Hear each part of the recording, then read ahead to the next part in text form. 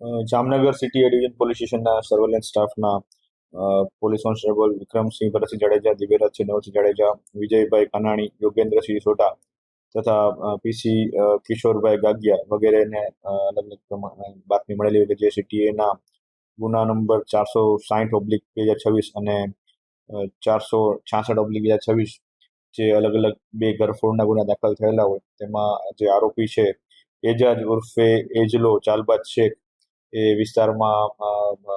આવ્યા હોવાની બાતમી મળતા જેના આધારે આરોપીને અટક કરી તેની અંગ ઝડતી કરતા અલગ અલગ 17,000 રૂપિયા રોકડા, એક મોબાઈલ તેમજ આશરે અલગ અલગ દાગીના મળીને કુલ 5,29,500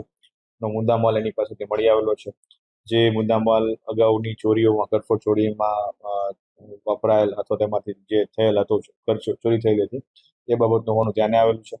આના અનુસંધાને વધારે પૂછપરછ કરતા એજલા ચોર દ્વારા અલગ અલગ બે વ્યક્તિ એના મિત્રો જેનું નામ છે શકીલ અનવરભાઈ કફી અને શાહિલ રહીમભાઈ શ્વેતા એ બંનેને અમુક માલ રાખવા માટે આપેલો હોય એ બંનેની અંગ ઝડતી અને તેને અટક કરી આગળની કાર્યવાહી કરતા તેમની પાસેથી પણ અલગ અલગ દાગીના અને મોબાઈલ મળી કુલ 3,02,900 રૂપિયાના દાગીના મળી આવેલા છે. અને આ તમામને અટક કરીને આગળની ધોરણસરની કાર્યવાહી ચાલુ છે. જે આરોપી એજાજ ઉર્ફે એજલો કાદરભાઈ દાઉદભાઈ શેખ છે તેના વિરુદ્ધ અગાઉ અલગ અલગ પોલીસ સ્ટેશનમાં કુલ આશરે 22થી વધારે ગુનાઓ દાખલ થયેલા છે